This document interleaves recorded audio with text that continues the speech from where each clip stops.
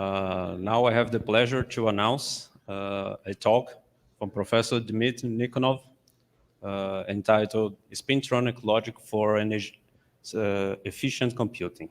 Okay, so Professor, the stage is yours. Thank you very much. Can you hear me well? Okay, I presume that you do. I'm sincerely grateful to the organizers of the conference and to Professor Dadonov for inviting me. My connection to him was that I was the undergraduate student of his in the 1980s and 1990s. I'm going to tell you about the computer logic based on spins, and which is called Spintronics. And I was doing this work while at Intel for many years, and presently I work for a startup company called Kepler Computing. I'm indebted to numerous people at Intel and at various universities for the collaboration, which led to these results. So then this shows the takeaway messages, which I will show you again at the end of the presentation. The presentation will be about novel computing devices, which I intended to complement the metal oxide semiconductor transistors, which are presently powering all of your computers and this presentation. We will talk these devices. They are definitely non-stationary. They are switching, and they are based on quantum effects. So in this sense, this topic is very suitable for this conference. However, this shouldn't be confused with quantum computing. The accepted terminology is that quantum computing refers to computing with quantum entanglement. These devices do not use quantum entanglement. In fact, they work as a digital logic, just like usual transistors. And from the point of view of the user, if they get the Spintronic chip compared to the transistor chip, they will not see the difference. And that's the major requirement for these devices to be feasible commercially.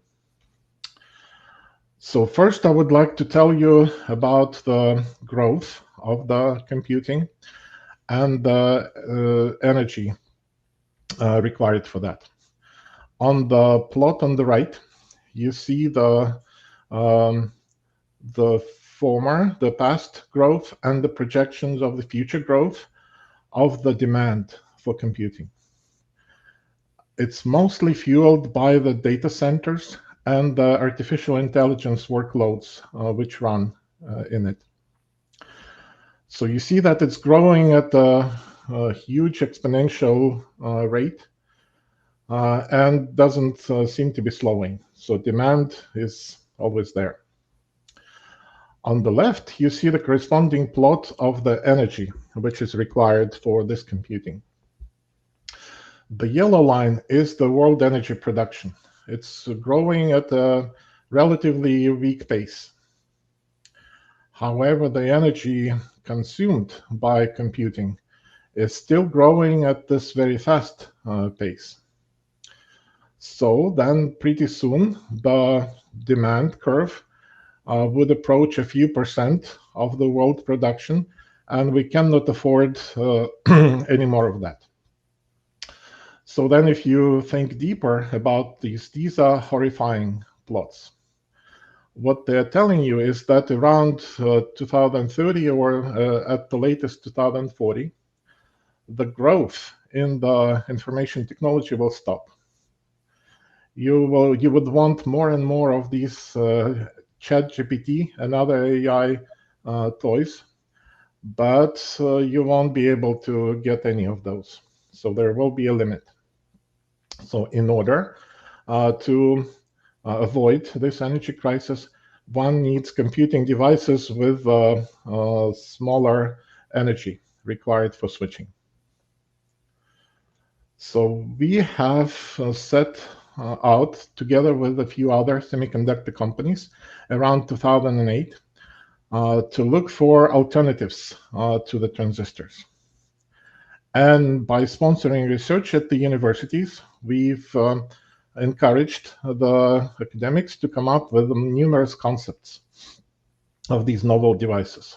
So then, now that I understand that looks like an eye chart, but so then it shows numerous concepts, and a lot of them are spintronics, meaning that they're based on the electron spin, or to be more exact, on nanomagnets, nanoscale ferromagnets.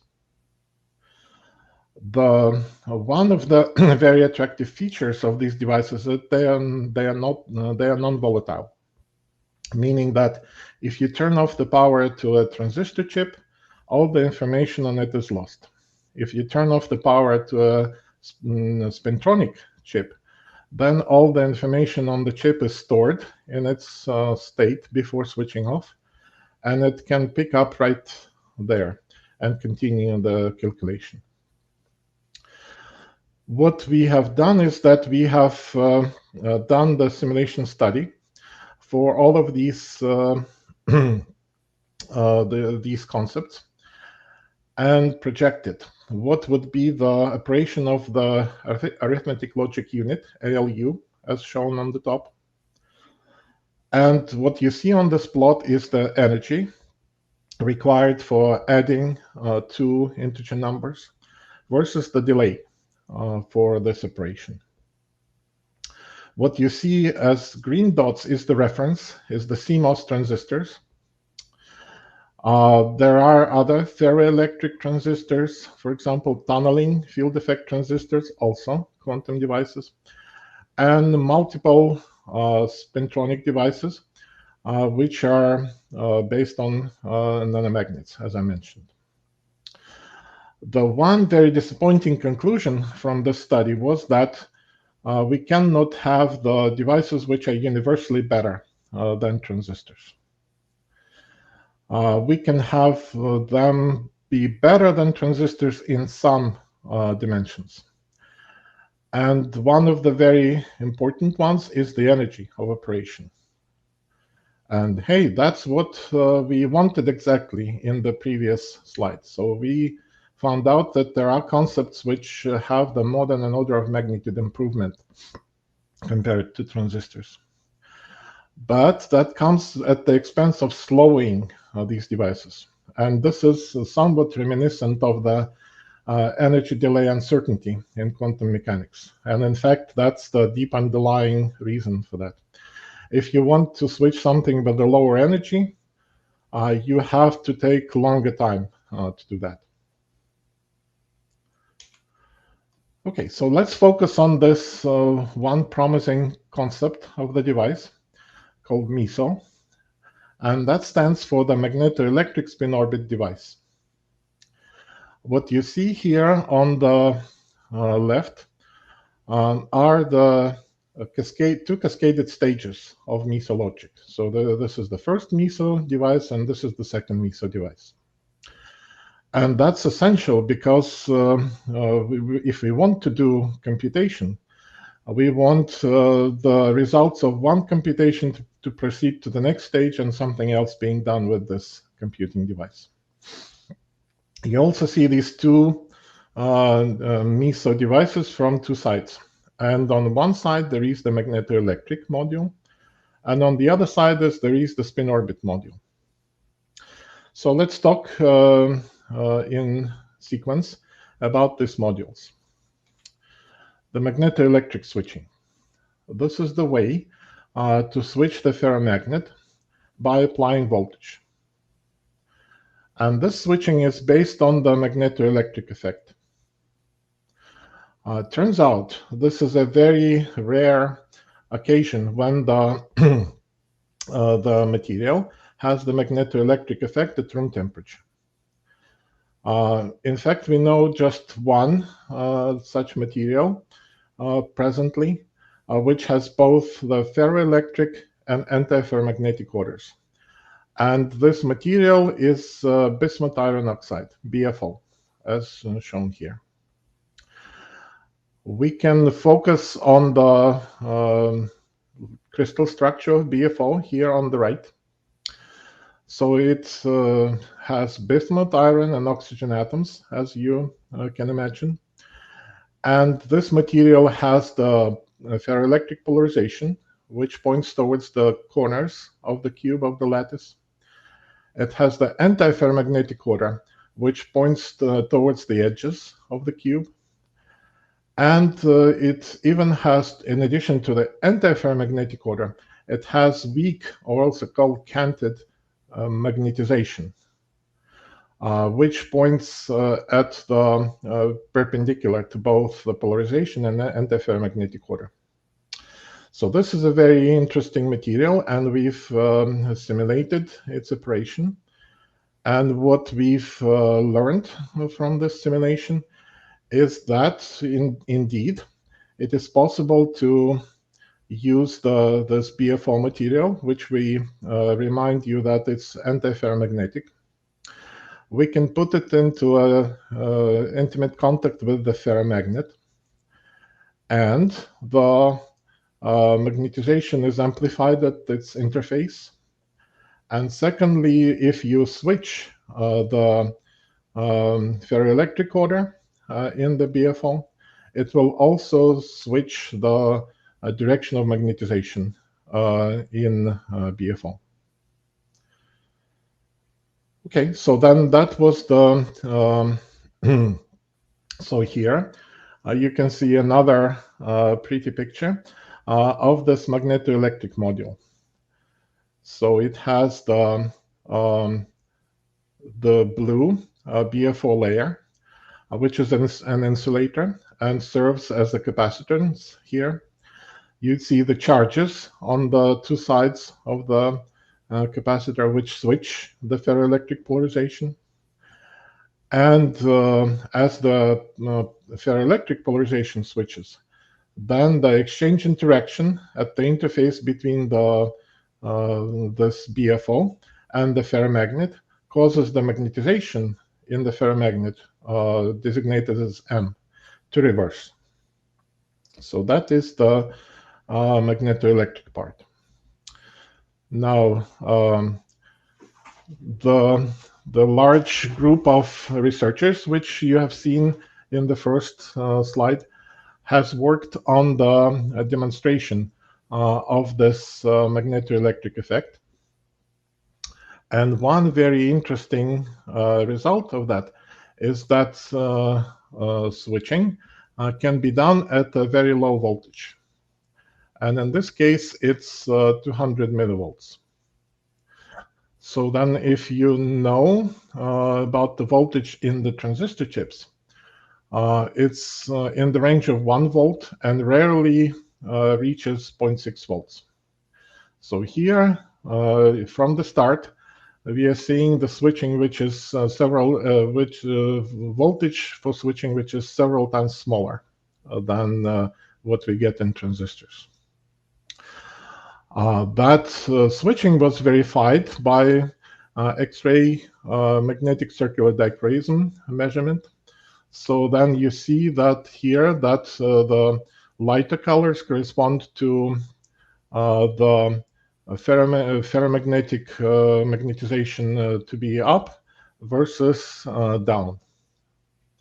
So then indeed we see that we switch this stack of layers with bismuth iron oxide and the ferromagnet, and not only polarization switches but also the magnetization switches. So this is the proof of the magnetoelectric effect. Okay, so then in the interest of time, let me skip this slide, which is related to the again BFO. So the second part of the device is the spin orbit module. Spin orbit effect, of course, probably all of you learned it in the course of quantum mechanics, that there is spin orbit coupling in atoms. There is, of course, the very similar spin orbit coupling in crystals. And then what it leads to is that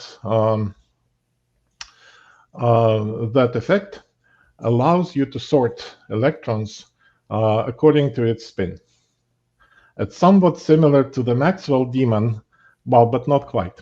But in general, it's this feeling of, yes, I'm able to sort electrons by spins. What is happening is that if you have the stack of layers, the ferromagnet, non-magnetic layer, and then the interface between these two layers, LAO and STO, it has the spin orbit coupling at its interface. So then the electrons with spins pointing away from you, which are shown by blue arrows, at this interface they turn and start flowing to the right. And the electrons with spins pointing towards you, at this interface, they turn and start flowing to the left. So therefore, you can separate the spins to the left or to the right. Moreover, in the ferromagnet, there is an abundance of a certain direction of spin, which is oriented along the direction of magnetization. Thus, if you have more of the blue spins, they all flow to the right, and just a minority of spins is flowing to the left. So therefore, in place of the spin polarized current, which is coming out of the ferromagnet, you can get a charge current which is flowing in plane. In other words, you can read off the magnetization of the ferromagnet, whether it's pointing away from you or towards you, and convert it into a charge current. So to summarize, it's the way to read off magnetization and convert it to the electric current. So this is again just a three-dimensional picture of how this is all happening. It doesn't contain any more information than in the previous slide, which we've just looked at. The group has also demonstrated this spin orbit effect. And in this case, the spin orbit material was not the interface between the oxides, LAO and STO. In this case, it was platinum. So interestingly, heavy metals like platinum, tantalum, and tungsten possess the spin orbit effect. So then you see here the layer of BFO, well familiar to you. Then the ferromagnetic layer, which causes the spins to be spin polarized. And the brown layer is platinum, which sorts the spins according to its direction. So then this has been, this sort of chip has been fabricated, and we've measured the effect of that. And the effect is that, first of all, due to the presence of BFO, you can switch the magnetization, and here is the magnetic hysteresis for this magnetization. And secondly, you see that due to this spin Hall effect, which is caused by spin orbit coupling, you can measure the current which is flowing in one of these wires. Don't be confused that what you see here on the axis is called R for resistance. The R, it's an effective resistance. It's the ratio of the voltage divided by the current, applied voltage divided by the current which is created in the structure. Okay, so then this is just another look at the output of this device, and we notice that if you convert from this usual units of resistance into the actual voltage, the voltage you would get is 0.7 microvolts. So this is definitely not enough to switch the next stage of the device. If you recall, we wanted 200 millivolts at least, well, or maybe at least tens of millivolts. So we are still about 5 orders of magnitude away from the goal in this demonstration. Okay, but we didn't despair, and we've thought at other options and found out that there are materials which are with a much stronger spin-orbit coupling. So here you see on this plot various options: platinum, tantalum, and bismuth selenide, and the corresponding output signal in volts. So we see that going to tantalum will improve that by at least a couple of orders of magnitude, and going from tantalum to bismuth selenide will improve it even further. So then we've fabricated the chip with bismuth selenide and achieved 7 millivolts of output. That's still maybe an order of magnitude away from the target. And we, or I should say the Intel team, is working hard to close the gap. So then, if we put all these things together, the magnetoelectric effect and spin-orbit effect, we can have the complete MESO device. In doing that, we had to sacrifice on some of the characteristics, and as a result, here, because platinum, it's still platinum which was available for this demonstration. You still see the microvolts of the output, but in the next iteration, we would have bismuth selenide or any other material with high spin orbit coupling, and hopefully we would be able to close this gap. Okay, so then this kind of covers the experimental part. So let me stop and see whether there are any questions on that.